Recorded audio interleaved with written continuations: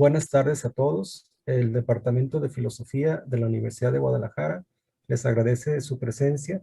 Estamos en el cierre, en la cuarta mesa del Congreso de Divulgación de la Filosofía en las redes sociales, y tenemos el honor de presentar al maestro Darío Stanislavski, quien nos va a hablar de su proyecto Mentira a la Verdad. Él viene de la Universidad de Buenos Aires.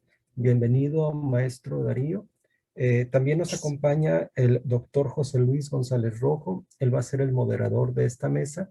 Y también los estudiantes Oscar e Ivanoe, quienes son los organizadores estudiantiles de este evento. Entonces, bienvenido, maestro Darío. Un placer tenerlo con nosotros. Cedo la palabra al doctor José Luis para que presente al maestro Darío. Bien, buenas tardes a todos. Un gusto estar en esta mesa de conferencia magistral.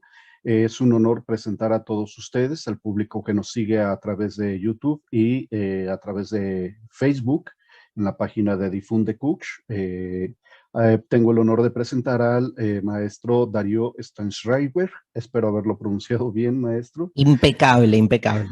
Gracias. Él es divulgador de la filosofía en distintos medios de comunicación. Es autor de los libros ¿Para qué sirve la filosofía? Filosofía en 11 frases y Filosofía a martillazos. Es conductor de los programas Mentira a la Verdad, una serie de videos de divulgación de la filosofía que toca distintos tópicos, temas de la historia de la filosofía y asuntos de la vida cotidiana desde una perspectiva filosófica. También es conductor de Seguimos Educando por Canal Encuentro y del programa Desiguales por la televisión pública. Conduce además programas de radio como Lo Intempestivo por FM National Rock y Demasiado Humano por Futurock. Actualmente dicta cursos de filosofía por streaming a través de Ciudad Cultural Conex. Es un honor, maestro Darío, bienvenido y la palabra es suya. Lo escuchamos. Bueno, gracias a ustedes por la invitación. Un placer enorme. En estos tiempos de virtualidad nos damos también estas iniciativas que por ahí hace algunos años hubieran parecido, digamos, más livianas o hubiésemos preferido siempre las visitas presenciales. Había una denostación de las posibilidades de la virtualidad, y si pudiésemos sacar alguno, no quiero volverme demasiado optimista porque no es lo mío, pero alguna cosa positiva de la pandemia, me parece que en principio una es esta, ¿no? La posibilidad de empezar a hacer este tipo de intercambios como el de ahora a través de las redes, ¿no? Que de alguna manera es también el objeto de, digamos, de análisis de todas estas jornadas, y pensar entonces también a la filosofía atravesando el mundo de las redes. Interesante también, digo, porque saben que la filosofía que me gusta a mí hacer a mí es una filosofía más bien intempestiva, como diría Nietzsche, ¿no? Lo intempestivo en términos de no estar atrapada por las luces de su contemporaneidad, y en esto se incluye, por sobre todas las cosas, su materialidad contemporánea, ¿no? En la que justamente hay una hegemonía importante, diríamos heideggerianamente, de las habladurías mediáticas, y frente a ese discurso que de algún modo entrama una tecnología de la celeridad y una forma también del pensamiento, me parece que lo intempestivo lo que permite es hacer que la filosofía pueda seguir hablando de lo que siempre habla, encarnado en la tecnología del presente. Siempre tengo muy presente esa definición fascinante que Baudelaire hace de la belleza moderna, ¿no? Esa mitad que por un lado es efímera, que tiene que ver con lo que sucede en la ontología de un presente que sin embargo está permanentemente retornando, si me permiten, volviendo sobre los temas universales. Digo todo esto para entender por qué el éxito, y perdón por el término, pero no lo saco de todo exitismo burdo, ¿no? O sea, ¿por qué la aceptación de un programa como Mentira la Verdad, en sus 4 temporadas de 13 capítulos, o sea, 52 programas de media hora, donde con todas las herramientas, los dispositivos y la tecnología de lo que es el mundo audiovisual, y dejo claro que Mentira la Verdad se estrenó en el 2011 y la última temporada se emitió en el 2015, o sea, me hago cargo además de que corresponde a un tiempo otro. Obviamente, frente al liceo aristotélico, bueno, cambiaron las condiciones materiales para hacer filosofía si las comparamos en el tiempo, más de 2000 años. Ahora, en estos 5 años también cambió muchísimo el mundo en el que vivimos, ni hablar con la pandemia, pero también en relación a las formas de consumo cultural. O sea, hace 10 años, cuando hicimos el primer programa de Mentira la Verdad, todavía la pantalla televisiva tenía cierta hegemonía. Y hoy, como bien establecen ustedes en el título de la jornada, nos encontramos en un mundo en el cual hay otra circulación de las imágenes, de la palabra, de los consumos culturales que tienen que ver con la explosión de las redes, ¿no? Cómo las redes se han vuelto un lugar donde mucho de lo que antes sucedía en el clásico mundo de la televisión cambió obviamente de espacio, sin que esto implique, calculo que allí en Guadalajara, en México, sucede lo mismo que aquí en Argentina, que es que sin que esto implique el famoso anuncio apocalíptico y profético mal de la muerte de la televisión, ¿no? Tal vez habría que repensar la muerte de la televisión en términos nietzschianos, porque cuando Nietzsche habla de la muerte de Dios, sabemos que, entre otras cosas, lo que nos propone es entender su descentramiento. Yo creo que acá pasa algo parecido. La muerte de la televisión, en todo caso, de lo que habla es de una televisión que ya no es el centro neurálgico u ordenador, ¿sí? El centro que fundamenta la esfera pública en su totalidad, sino que sigue vigente, obviamente, pero se ha vuelto uno más de otros tantos actores mediáticos que tienen la misma fuerza y con los que se genera conflicto, tensión, contiendas, etcétera. Ni hablar que con la pandemia yo creo que ha habido como un resucitar de la televisión, sobre todo en la producción de ciertos contenidos, pero hay otra lógica que es la que se juega con las redes. Por eso estamos ahora preparando, después de casi 6 años, una nueva temporada de Mentira la Verdad, la 5ª, casi como Todos Somos Otros, después de 5 o 6 años, pero con el deseo de volver a hacer el programa, y claramente el programa va a tener otra velocidad, otro tiempo, va a estar mucho más pensado en su relación con el mundo de las redes, ¿sí? Aunque se emita televisivamente. Yo en estos años he hecho mucha televisión, pero no un programa como Mentira la Verdad, y cada vez más los programas de televisión se van pensando también en su posibilidad de ser recortados y fragmentados en micros que circulen en las redes sociales. Entonces, ese diseño ya lo coloca en otro lado, no se sostiene por un lado ya un programa con ese objetivo de media hora, y lo paradójico, gente, lo aporético, lo increíble, es que en estos años que no hice programas como Mentira la Verdad, sí participaciones en columnas, en distintos medios televisivos, lo que más circuló de mi trabajo son conferencias que di en distintos lugares, entre ellas la Universidad Libre de Rosario, que son conferencias de entre 2 y 3 horas, donde permanezco sentado como ahora en una mesa con un micrófono, y esas conferencias tienen la mayoría más de 1 millón de reproducciones, una locura que una vez más nos coloca frente a las paradojas típicas de cualquier emprendimiento, donde uno cree tener muy claro hacia dónde se dirige el mundo y el mundo siempre nos pega un martillazo, ¿no? Porque uno dice, ¿quién puede estar viendo durante 3 horas a alguien de filosofía reflexionar sobre la muerte?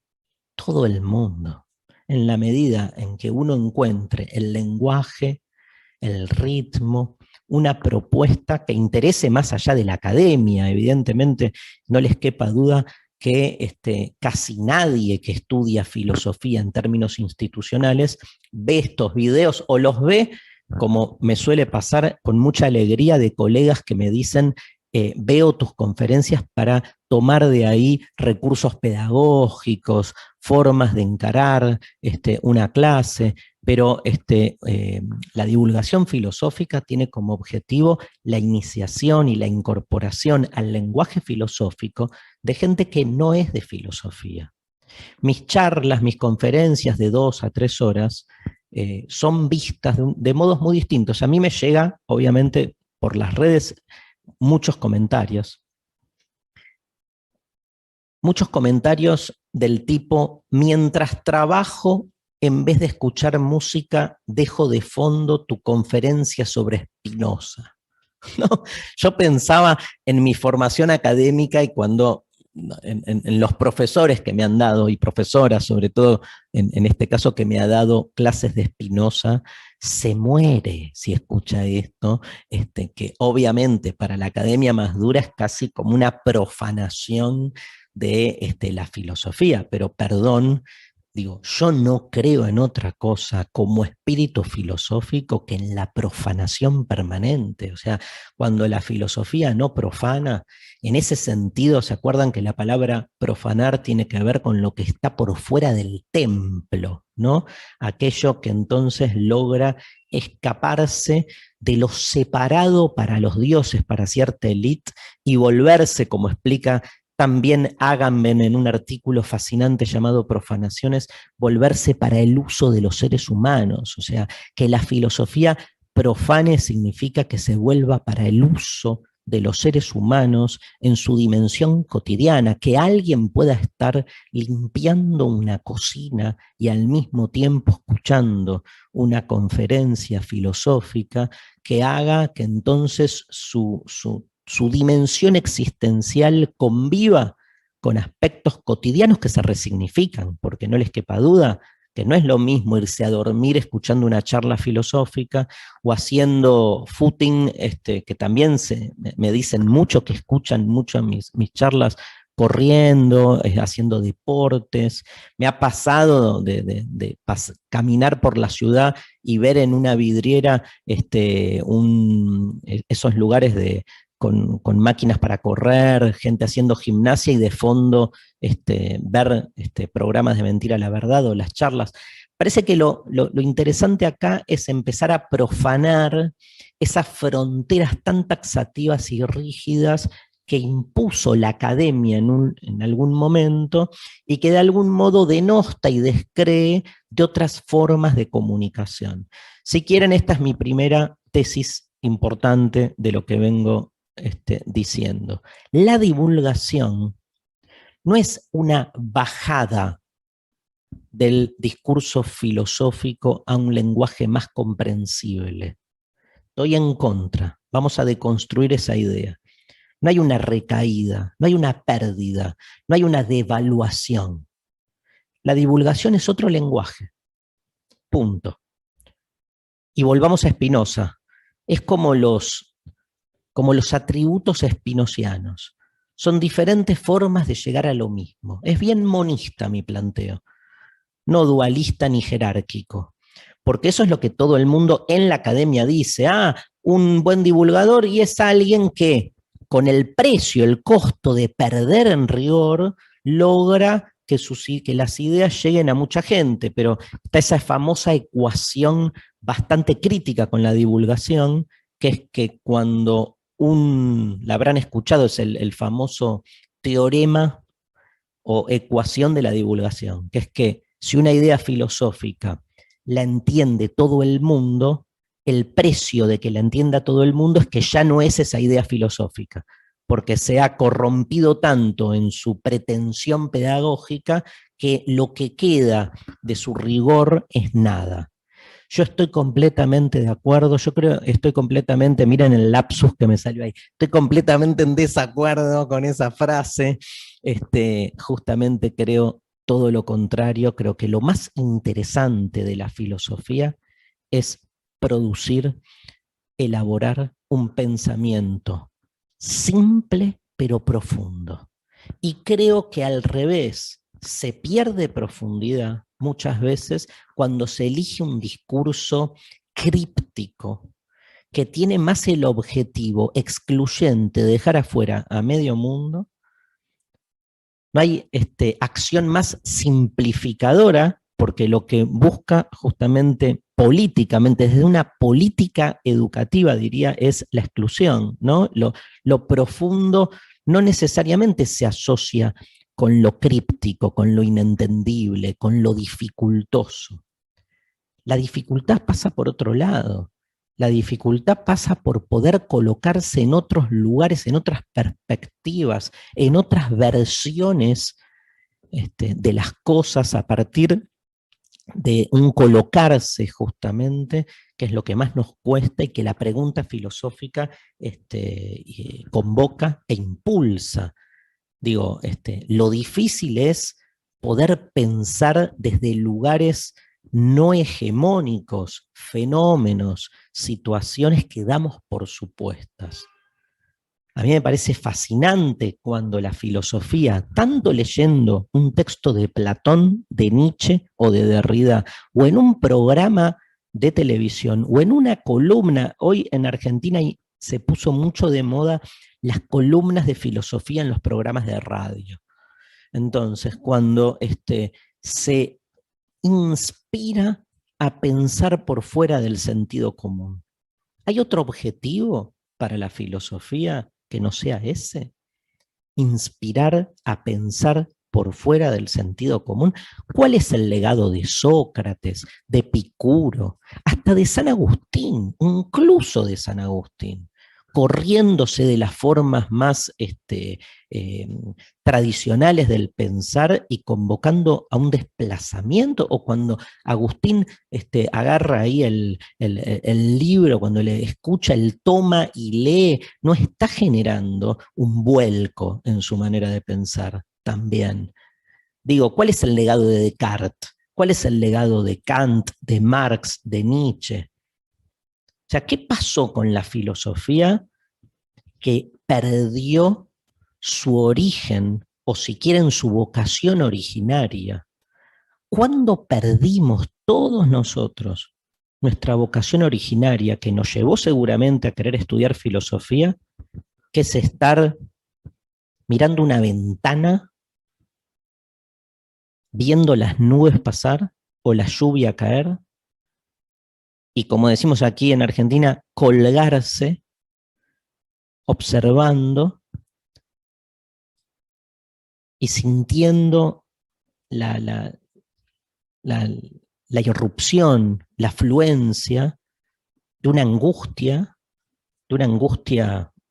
entrañable, diría, desde las entrañas, en eso, ¿no? En quedarse simplemente observando esa nube y preguntándonos, ¿qué es todo esto? La nube recortándose en el cielo, ¿qué es un recortarse? Las cosas con sus formas, con sus colores, yo mirando, yo, ¿qué es esto el yo? Y esto que piensa y soy yo, y ahí no están los libros. Los libros después reflejan de una manera maravillosa ese pensamiento originario que lo perdemos cuando no hacemos más que hacer comentarios de comentarios, citas de citas, y estar envueltos en una burocracia departamental más preocupada en cumplir con las normativas que en la transmisión de algo que cualquiera de ustedes seguro, como yo, cuando entra a un aula y se encuentra con alumnos, alumnas de 14, 15, 16 años y los invita a pensar en el ser, en la nada, en el devenir. Yo estuve 20 años dando clase a esa edad y mi primera clase era tratar de que pensemos juntos el ser, la nada y el devenir. Y era como empezar con la pata derecha, digamos, era como que, vamos, era una clase que, pero me acuerdo, la mayoría al finalizar la clase, la pregunta era, pero esto se estudia, era como, ¿no? Yo creo que lo más hermoso de la filosofía es que todavía podemos capturar, resguardar la sensación de que es algo inaprensible e ininstitucionalizable, como a mí me pasó mucho, yo siempre supe que esto era lo mío, siempre. Lo que nunca pude creer es que hubiera una carrera universitaria que me diera un título formal por estar todo el tiempo leyendo lo que yo igual hubiera leído, digamos. Así que gracias, lo agradezco, porque si no hubiese existido la carrera de filosofía, yo hubiese igual leído todo esto y no le hubiese dedicado la vida a ninguna otra cosa que a esto, porque esto es lo que a mí me desmadra, me sale, ¿no? Digamos, porque es eso, ¿no? Me convoca, me desafía, me seduce, me grita, me clama, desde siempre, hasta y sobre todo en las situaciones más cotidianas. México es un país muy futbolero como Argentina. Yo estoy viendo un partido de fútbol fanático, como seguro muchos de ustedes, y hay una parte mía que solo quiere ganar el partido, y hay otra parte mía que no puede no observar y decir, ¿qué es todo esto? ¿Por qué está todo el mundo mirando un partido del Barcelona? Y todo el mundo esperando que suceda, y 22 tipos ahí corriendo. Un penal, ¿viste? O sea, siempre explico con el fútbol, obviamente, me imagino que ustedes también, la idea wittgensteiniana de juegos del lenguaje, ¿no? Que es fascinante, o sea, todo el mundo discutiendo un penal, pero un penal no es algo real, es un código, ¿no? Y es penal, no es penal, penal, no es penal. Entró, no entró. No puedo no hacer filosofía. Entonces, siempre sentí eso y desde ahí entré a la carrera. Tuve profesores muy buenos y profesores muy malos, como todos. Tuve materias que me fascinaron y materias que no. Fui como convirtiéndome por las distintas religiones de la filosofía. Me encantó. Cuando tenía 18, 19 años era como una especie de enfermo fanático de la lógica. Me acuerdo que todos mis amigos y amigas me decían, ¿cómo te puede gustar eso? Y yo hasta había pensado empezar a estudiar matemática, porque y después, bueno, me fui convirtiendo, porque vieron, son conversiones medio religiosas, ser existencialista, analítico, estamos hablando de Jesús en el mercado peleándose, ¿no? Es la misma situación, el tema es quién maneja el templo acá en cada institución. Pero me pasó esto, que es que en la primera clase que tuve, una materia que aquí en Argentina se llama Principios de Filosofía, el profesor, un histórico profesor que escribió un libro, no sé si en México lo conocen, acá en Argentina es muy, muy famoso, se llama Principios de Filosofía, el autor es Adolfo Carpio, que es como un manual muy, muy usado. Yo estudié con él, se murió después.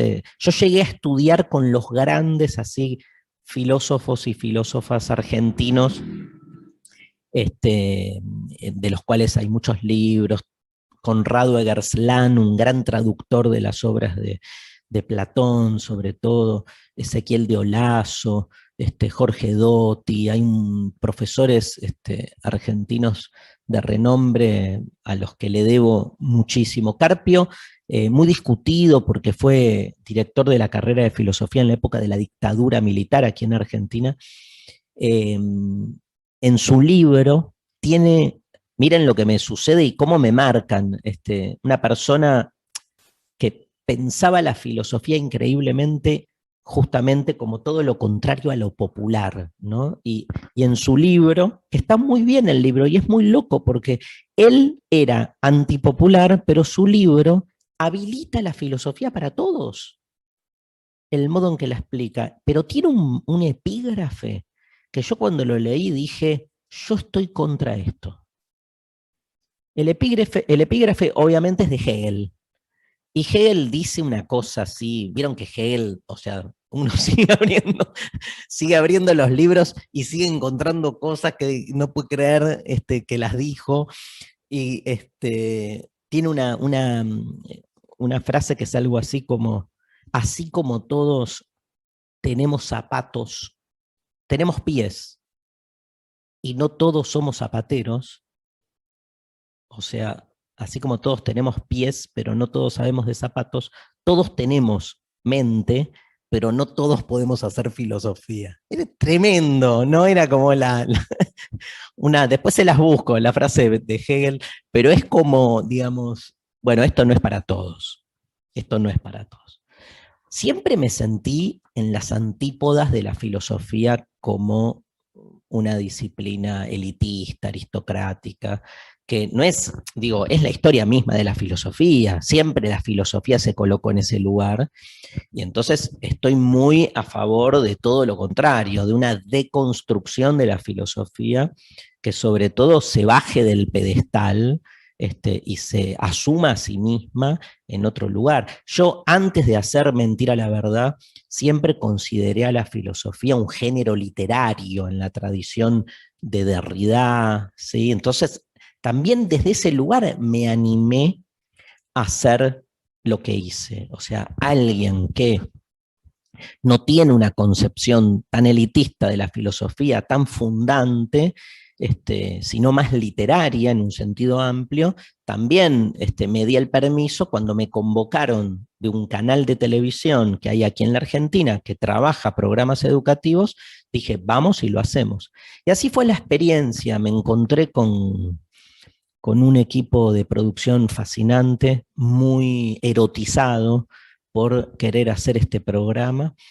Y básicamente fue un programa a ensayo y error, sobre todo en la primera temporada. Después se fue afinando. Básicamente siempre me acuerdo esa idea de Nietzsche de que el conocimiento nace de un choque de espadas, ¿no? Acá es algo parecido.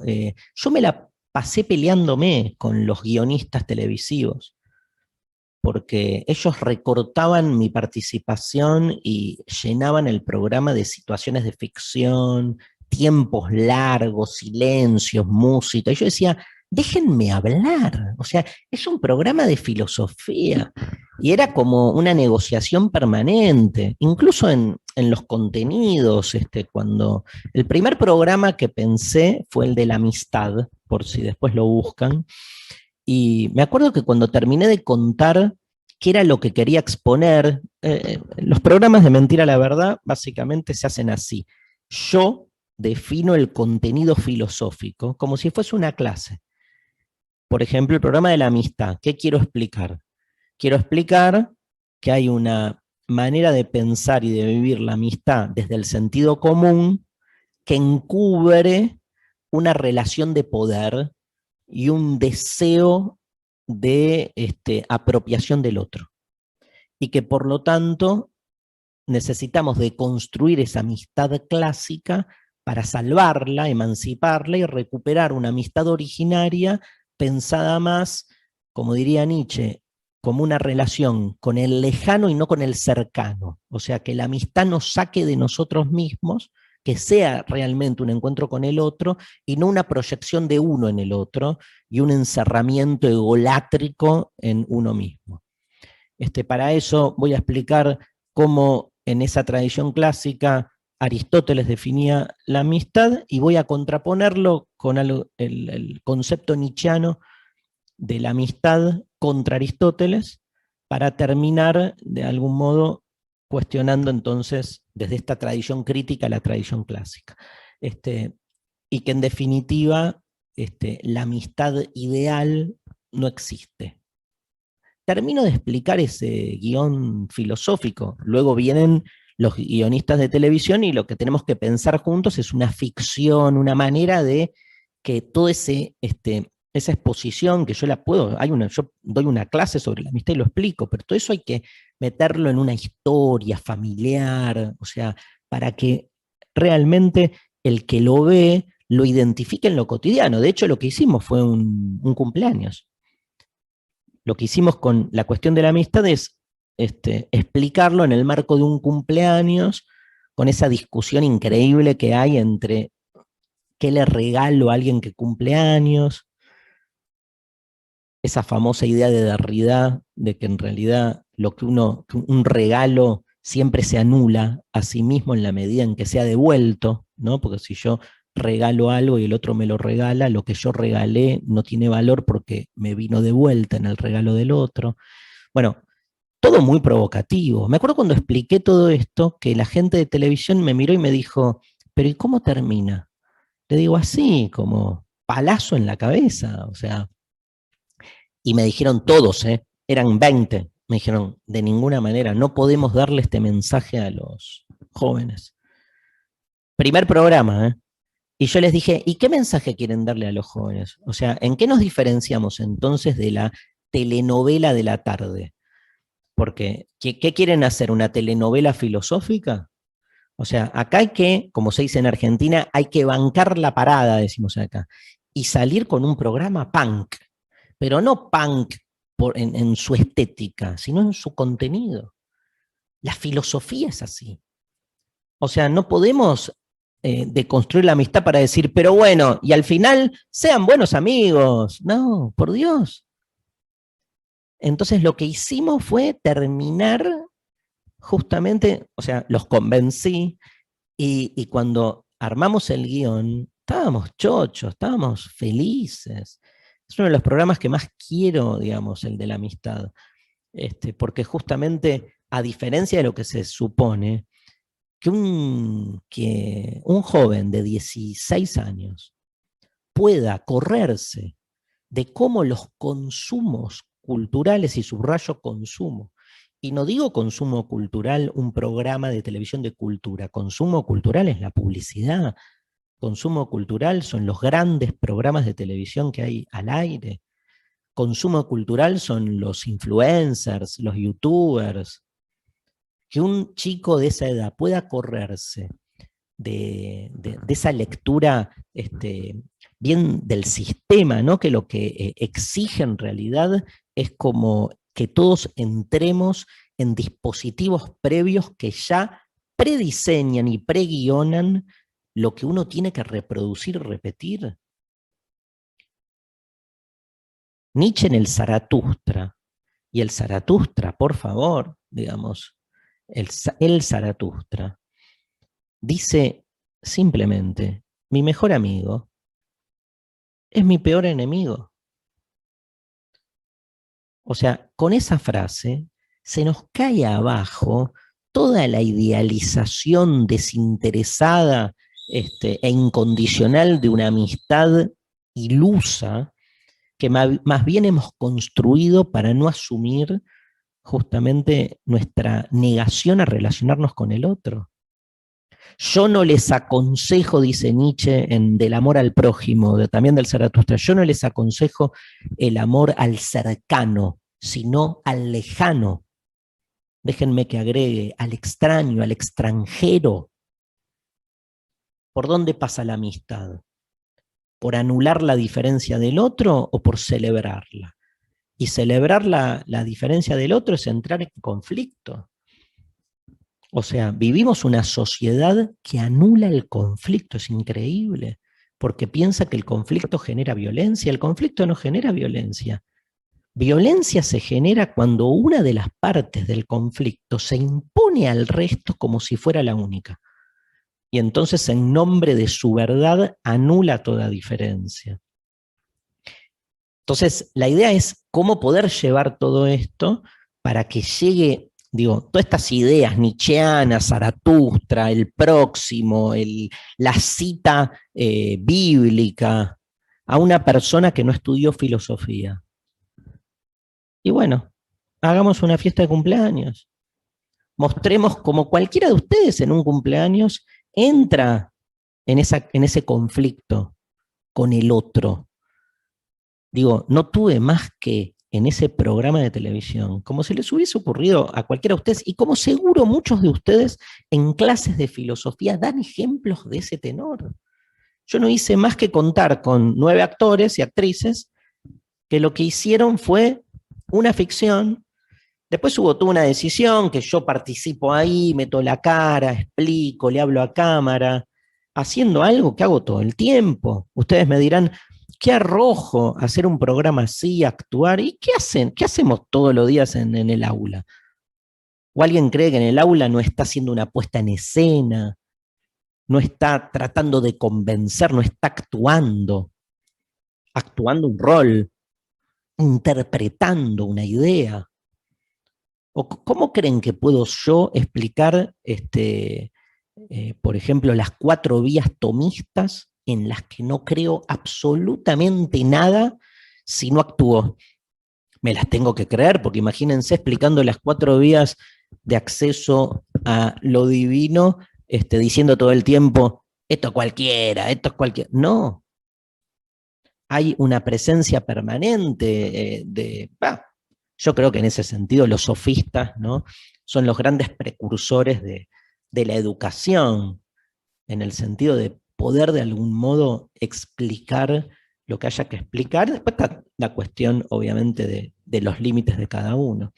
Así nació Mentira la Verdad, y así nació también mi deseo y sobre todo y con esto voy terminando, sobre todo el acompañamiento de muchísima gente en distintos proyectos de filosofía en las redes, en el mundo audiovisual, y últimamente me pasa que, no sé, por ejemplo, los domingos a los que yo vengo cuestionando como un día angustiante, hago un vivo de Instagram y tengo un montón de gente de muchos lados de Latinoamérica siguiéndolos y animándose a eso, o sea, salirse del sentido común. ¡Ay, qué lindo! Llegó el domingo para estar bien. El domingo para muchos de nosotros es un día absolutamente deprimente, ¿no? Justamente lo interesante, como en esa idea de la amistad, es reconciliarse con algo que el sentido común opaca y como no permite, ¿no? Domestica. Y me parece que en ese sentido la filosofía es como una práctica de recuperar otra manera de pensar. Yo no le temo ni a las redes, ni a los medios, todo lo contrario. Yo le temo a la falta de rigor, obvio, le temo a la falta de rigor, pero no creo que haya una afinidad, un maridaje entre la falta de rigor y la divulgación. Uno puede ser un académico hiper prestigioso y no tener rigor. Hemos escuchado y leído un montón, porque rigor no es cumplir con ¿cómo es? El sello ISO, ¿no? Como cumplir con las normativas burocráticas y formales preestablecidas. Digo, para mí el rigor es poder darle vuelta, problematizar un montón de fenómenos y seguir apostando a encontrar perspectivas todavía inusitadas, todavía no visitadas. Yo no, o sea, yo sigo buscando todos los días el nuevo libro que me parta la cabeza. Calculo que ustedes también. Y uno agarra un libro y dice, esto es más de lo mismo, ¿no? Esto es más de lo mismo. Ahora estoy leyendo un nuevo texto de alguien que escribe una introducción a Foucault. Y uno dice, ¿cuántas introducciones a Foucault hemos leído? Bueno, leí la cuarta página que leí, dije, wow, mira qué interesante, nunca había visto esta lectura, o sea, eso es seguir buscando, pero del mismo modo estoy leyendo un libro que no puedo creer donde lo tengo acá, que se llama La otra mitad de Dios, Ginebra Bompiani, La otra mitad de Dios, que es un libro donde la autora intenta explicar cómo se fueron desterrando e invisibilizando las representaciones femeninas de Dios, que no es que no existían, sino que fueron cercenadas y enterradas, tanto en la tradición judeocristiana como en el mundo griego, y hace un análisis de lo que es las religiones mesopotámicas. Fascinante. Pero leí ese libro, no lo puedo soltar. Entonces, de nuevo, es ir en busca de lo que todavía nos impacte. A mí me impacta este libro. Es muy probable que muchísima gente que nunca leyó filosofía vea un programa de televisión donde se le presenta la filosofía y le genere ese impacto. Y cierro con esto. No estamos buscando los divulgadores que alguien por ver un programa de televisión reciba un título o un diploma. O sea, está clara la diferencia. No hay una competencia entre los lenguajes. Son lenguajes distintos, con objetivos distintos, que lo que buscan de algún modo es transmitir desde distintos lugares un mismo contenido originario, que es el contenido de la filosofía. Muchas gracias.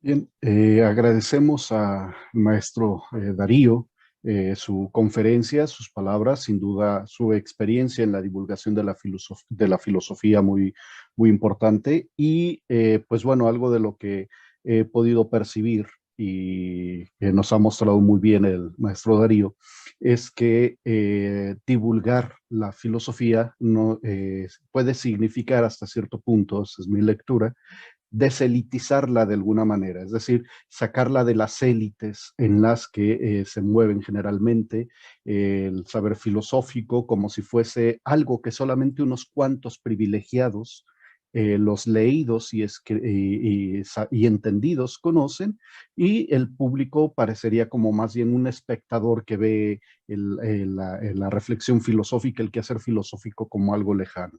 Ese sacarlo de las aulas, el saber filosófico, y sacarlo del dominio de las élites para difundirlo no significa banalizar el lenguaje filosófico. Eso es lo que, con lo que me quedo de la rica conferencia del maestro Darío. Y en función también precisamente de eso, maestro, quería preguntarle dos cosas. Una de ellas, tal vez la pregunta puede ser un tanto general, pero quería saber su opinión respecto de las opiniones de quienes sostienen que la filosofía ha muerto, que no es necesario ni pertinente seguir haciendo filosofía, puesto que no resuelve problemas, no resuelve situaciones acuciantes para la vida humana. Célebre pues el personaje la persona de Stephen Hawking, que murió hace algunos años, un gran científico, y de repente él llegaba a aseverar así muy tajantemente, ¿no? La filosofía ha muerto. ¿Cuál es su opinión respecto de este tipo de afirmaciones en relación a la filosofía? Bueno, yo justamente me siento muy identificado con aquellas prácticas que, por ejemplo, uno encuentra en la filosofía de género, que invierten la acusación en una virtud, ¿no? Algo muy propio de muchas minorías, además, a las que en general suelen ser discriminadas, y es tomar el epíteto discriminador como parte, digamos, de nuestra propia identidad y orgullo, ¿no? Cuando alguien dice la filosofía ha muerto, yo digo sí, ha muerto, ¿sí? Pero, como diría Nietzsche, sus sombras todavía nos recubren y nos hacen pensar, y muerta la filosofía tradicional, dio origen a una otra manera de pensar la filosofía que se inmiscuye, se incorpora de un modo mucho más democrático e interesante en la transformación de nuestra existencia. Lo diría de otra manera, tal como vos me acabas de preguntar. La filosofía ha muerto porque no resuelve problemas, exactamente porque el propósito de la filosofía no es resolver problemas, sino crearlos. Cuando alguien quiere sostener el fin de la filosofía diciendo que no resuelve ningún problema, me parece que el lugar en el que nos tenemos que poner los que somos de filosofía es cuestionar esa relación mecanicista entre un problema y una solución. La filosofía no resuelve problemas, los crea. La filosofía no se hace preguntas para encontrar respuestas, que es lo que hace todo el mundo. Se hace preguntas para cuestionar las respuestas hegemónicas, las formas del pensamiento cotidiano que son las que están instaladas como sentido común de una época. La pregunta filosófica busca horadar la certeza, busca desestabilizarnos. Cuanto más se promueve el fin de la filosofía y su muerte, más se la hace circular. Y cuanto más cerrado está el mundo en el que vivimos, más necesidad, más urgencia hay de una filosofía que no es casual, que ni bien, como en el caso que estamos comentando, se le da un cuerpo distinto, una llegada diferente a un montón de ciudadanos que no son estudiantes universitarios, por algo se aferran fuerte y se sienten identificados con este tipo de pregunta, de lenguaje. Lo que más hemos logrado con la divulgación filosófica es que el lenguaje filosófico empiece a volverse también parte de los lenguajes que uno habita en su vida cotidiana. Y es cierto que no resolvemos problemas, no estamos para eso. Yo no puedo ni arreglar una lamparita de luz que se rompe. No puedo, no sé. Ahora, no te quepa duda que puedo estar 10 horas cuestionándome cómo la electricidad cambió nuestra experiencia sensible, nuestros miedos, nuestra relación con el otro, nuestra pregunta trascendental. Seguimos a oscuras, obvio, porque la lamparita no la pude cambiar. Pero es otro objetivo, quieren cambiar la lamparita, llamen a alguien que sepa cambiar la lamparita. ¿Cuántas veces nos preguntan a los que hacemos filosofía, ¿cómo resolverían ustedes los problemas del país? Ni idea. Para mí el problema es que no hemos pensado a fondo los grandes problemas de un país, en especial empezando por la idea de que un país es una gran construcción artificial que no representa nada. Y entonces tenemos que realmente entrar a fondo a pensar por qué se constituyeron los países como estados nacionales modernos, por qué estas construcciones artificiales implican la necesidad de mitos originarios, fundantes, y empezás a hacer, o sea, la filosofía tiene ese rol. Ahora, si uno no quiere darle tiraje, ¿no? Por decir así, darle rodaje a esa forma de pensar, y sí, puede. O sea, ¿estamos obligados todos a hacer filosofía? No. ¿Podemos vivir sin hacer filosofía? A mí me ha pasado muchas veces en charlas de gente que me ha dicho, yo no quiero preguntarme tanto. Vivo más feliz así. Y mi respuesta ha sido, qué envidia. O sea, ojalá pudiera. No es que yo elijo preguntarme porque defiendo la pregunta. O sea, no puedo vivir de otro modo. No hay mañana que yo no despierte tratando de creer en Dios, porque sé que me va a aplacar, pero no puedo, me dura 2 minutos. Y ya el toque digo, ay no, porque esto, lo otro. Ni hablar cuando después de una cantidad de rezos tu equipo de fútbol igual no gana, o sea que ahí te das cuenta de la inutilidad absoluta de la trascendencia, ¿no? Porque por lo menos ese Dios de premios y castigos, mira que yo hago todo bien, y sin embargo no me premian. Evidentemente si hay un Dios no es este de los premios y castigos, pero entonces ¿para qué sirve? ¿No? Digamos, pero me parece importante en este sentido, entiendo que la pregunta y me parece que está bueno, no, una buena respuesta filosófica es no entrar en la discusión sobre la utilidad de la filosofía. Para mí la filosofía es un saber inútil, no me cabe duda. Entre paréntesis, ¿no? Inútil. Y es inútil ¿por qué? Porque cuestiona por qué todo tiene que ser útil. De ahí para el costado. La filosofía va siempre para el costado, no va ni para adelante ni para atrás, va para el costado. Muy bien, muchas gracias. Hay dos preguntas más por parte del público que ha visto su conferencia. Roberto Macías pregunta, ¿por qué es importante que el estudiante de filosofía empiece a generar contenido filosófico para compartirlo con su contexto? ¿Por qué es importante que empiece a generar? ¿Me repites, por favor? Dice, ¿por qué es importante que el estudiante de filosofía empiece a generar contenido filosófico para compartirlo con su contexto? Es una pregunta. Puede no compartirlo, puede no compartirlo. Uno puede volverse un ermitaño de la filosofía y quedárselo. Me acuerdo siempre ese poema tan bello de Fernando Pessoa, Tabaquería, que está escribiendo desde la buhardilla de su casa en Lisboa, mirando la tabaquería de enfrente, y en algún momento dice, yo aquí moriré siendo el poeta que nadie nunca leyó. Dice, no saben la cantidad de poemas que tengo aquí adentro del escritorio que algún día alguien venderá como un mueble usado y encontrará unos papeles que quemará o que escribirá del otro lado. Y dice en un momento, hay tantas filosofías que se han pensado que ni Kant las hubiese imaginado, y sin embargo, tal vez nadie nunca las lea ni las escuche, porque también es eso, ¿no?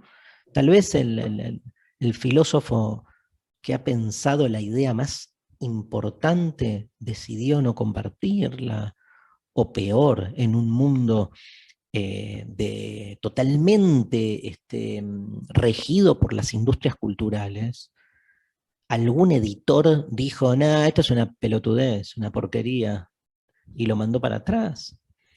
Entonces, diría que son decisiones. Para mí la filosofía es un hecho social.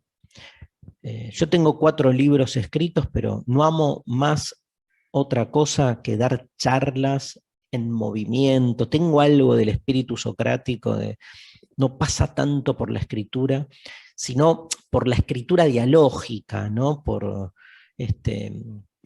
Me cuesta la introspección sin la otredad, porque soy de los que piensa que al interior del sujeto habita el otro, que hace implotar al sujeto, lo demuestra como un sujeto que está sujeto, ¿no?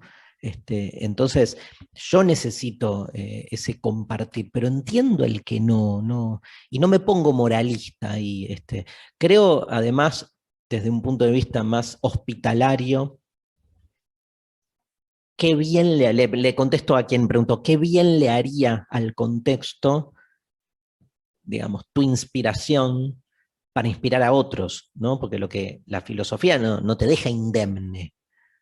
O sea, no hay indiferencia frente a la filosofía. El otro te escucha, si alguien escucha una reflexión filosófica, o sale corriendo, o piensa que sos un idiota, como pensaban de Tales cuando empezó a hacer filosofía, o se genera una reacción directa, ahí conmoviente, estremeciente, ¿no? ¿Se acuerdan ese texto de Derrida que escribe antes casi de morir, que es cómo no temblar, decía Derrida, hablando de la práctica filosófica? Ese texto es hermoso. ¿Cómo no temblar haciendo filosofía? No es mental, o sea, el cuerpo tiembla. Vieron que el temblor uno no sabe cómo se produce, por qué se produce, con el cuerpo además. Algo de eso como hecho social me parece muy emancipatorio para el otro, y yo creo que la filosofía es básicamente eso, ¿no? La irrupción del otro. Bien. Hay una última pregunta, maestro, que se la hace Uriel Medina. Es decir, ¿piensas que la divulgación filosófica puede ser herramienta para construirse como filósofo desde fuera de la academia y no como complemento de la formación en las aulas? Pienso que sí, haciendo siempre la salvedad de ir hacia una categoría que aparece en Nietzsche también, en Heidegger, que es la del entre. Sí, sí, Uriel, si tú me preguntas cuál es la mejor formación filosófica, yo te diría estar siempre entre la academia y la divulgación. Porque la divulgación por sí misma, si uno termina esencializando a la divulgación como el mejor de los lenguajes, tampoco sirve. Me parece, digo, yo le debo todo a la academia, no podría haber hecho divulgación sin mis 15 años de estudios académicos y que también implican una formación. Y cuando, por ejemplo, tengo que escribir algo, pensar un proyecto de divulgación, le agradezco infinitamente a tantos investigadores que han hecho compendios, investigaciones que han permitido que uno, digamos, pueda después utilizar todo eso desde la divulgación. O sea, la academia pura queda como, le falta una parte, y a la divulgación pura también le falta una parte. Entonces, postulo el entre. Ese entre hace que uno vaya yendo y viniendo de acuerdo a las circunstancias, de acuerdo a los momentos que uno vaya atravesando. Muy bien. Pues muchas gracias, maestro Darío. Fue para mí un honor haber escuchado su conferencia y conocerlo, aunque sea por este medio en persona. Sus videos son verdaderamente muy ilustrativos e intempestivos, de verdad. Hay algunos que sí causan mucha conmoción sobre ciertos temas. Agradezco mucho entonces su participación y ahora pues me toca cederle la palabra a nuestro jefe de departamento, al maestro José Alejandro Fuerte. Maestro Fuerte, la palabra es tuya. Muchas gracias, doctor José Luis.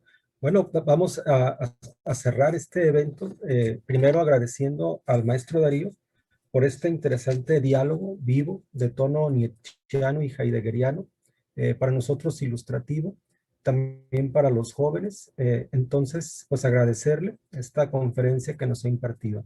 Asimismo, agradecer a los estudiantes Óscar Carvajal y Carlos Ivanoe, quienes se dieron a la tarea de organizar este evento, este congreso de divulgación de la filosofía en las redes sociales, y también dar las gracias a la coordinación de Difunde Cux por su apoyo técnico y por la difusión, por transmitir en las redes sociales este evento.